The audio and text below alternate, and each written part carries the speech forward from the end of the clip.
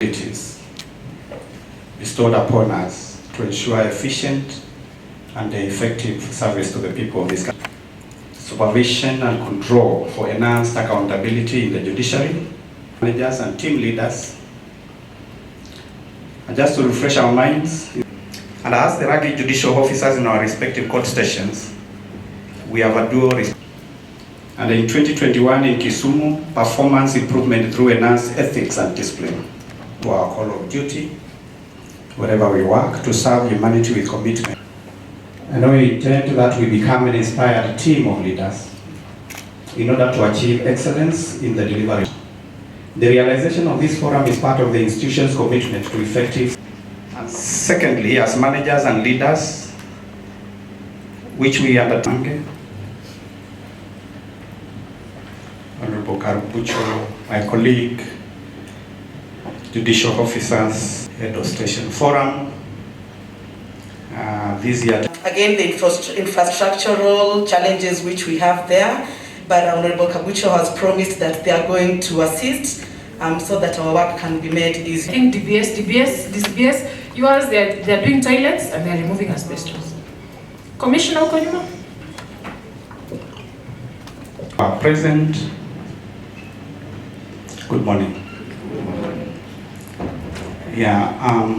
At the end of the second quarter of this year, 2021-2022, we've noted an increase in the cases before your courts. They have risen by 4% from 512,000 to 532. So this increase of number of cases means that we need to devise strategies to reverse the trend by adopting a versatile case management strategy. 95,000 cases are pending in your courts and they are older than 3 years. This one, we have really to devise a way of reducing this backlog by embracing those multi-door approaches of seeing in your court station there is an active court annex mediation, and you encourage people really to embrace them, because people have the capacity to solve their own problems. All they don't do is that they don't speak to one another, and the mediator is there to facilitate them to be able to talk to one another. Especially family matters, I do not see what should be contentious, especially in a succession matter. Is it that the person who died, we don't know the wife, we don't know the children, we don't know the assets? Why would they quarrel? Because the law is so clear. If the husband died, the wife is the one who has the priority to get letters of administration. And if the wife is not there, it is the children. And the children, there is 1, 2, 3, 4, up to 4. You can give to the 4 of them the letter of administration, and then tell them, agree on how to share. And if you don't agree, come here after 6 months, and you just share it according to what the law says, equally among them, isn't it? They will come and bring you stories. Some are women, married, I don't know what. That's not for you. The law has settled it. So we can embrace many, many ways of ensuring that we finish the cases that delay us. But on a more positive note, I round and congratulate you for reducing the average time taken to conclude cases. During this second quarter, we have noted that cases are finishing within 289 days, and this we really need to appreciate. Clap for yourselves. This is indeed a positive trend that should continue and should serve as an inspiration for us to work towards even better performance. It means we can clear that backlog. I also wish to share with you that we will be gazetting the names of 119 judicial officers who have been identified for appointment as special magistrates to hear and determine matters relating to election offenses under the Election Offences Act, which includes hate speech. Courts prioritizing crimes of hate speech will be set up in select hotspot areas to deal with matters falling under the National Cohesion and Integration Act. We have mapped out some areas in Nairobi, Mombasa, Kisumu, this county, Eldoret and Nakuru. The NCIC has raised concerns about delays in hearing and determination of cases concerning hate speech, and we are conscious about that. And to deal with the problem, it will be useful if you as heads of stations do identify all the pending hate speech cases in your stations, and please work out modalities with the trial courts to fast track their resolution, because this goes on to build the confidence Kenyans have with the judiciary to deal with the problems that we encounter. All pending hate speech cases ought to be concluded within four months from today, at least to give room for free, fair, and credible elections. Those who sabotage our electoral processes by inciting violence and causing pandemonium should be dealt with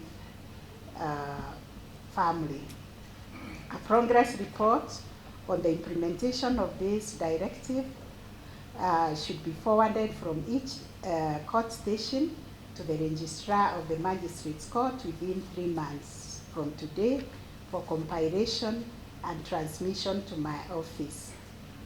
In addition, all matters related to previous general election also should be concluded, and we are hoping this can be done by 31st July 2022.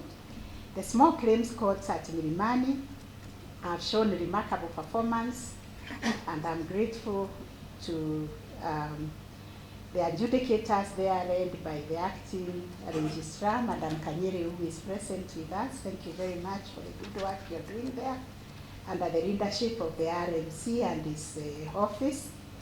As at 31st January 2022, we had recorded 5,000 matters which were filed in that court, out of which 2,300 have been resolved, and we have been able to recover 501 million shillings, that's $500 million, from those cases which were heard and determined within 59 days, an average of 59 days.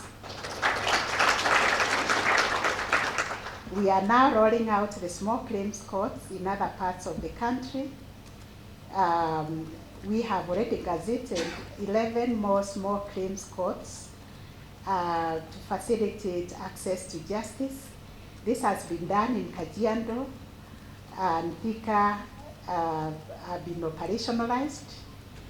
I also understand Eldoret is on the line. We will probably be launching it during this session. Plans are in advanced stage to launch a small claims court in Nakuru, Naivasha, Kisumu, Kakamega, Nyeri, Meru, Mombasa, and Machakos. Optimally, human resource capital is key. I also recognize that the current workforce in the magistrates' courts and also the caddies is not optimal to cope with the increasing workload. And in this regard also, I wish to mention the High Court, which is completely understaffed. Out of the complement of 200 judges, we only have 71 judges in the post. So we need judges, and I see many of them in this congregation. So we pray and cross our fingers we can be able to recruit quickly, so that we can be able to increase the capacity of the High Court even to deal with the disputes that are coming from the electioneering period. I'm aware that the workload per magistrate is 1,627 cases, with some of you handling even 4,000 cases. Recently, we recruited 64 additional magistrates, but it was just a drop in the bucket.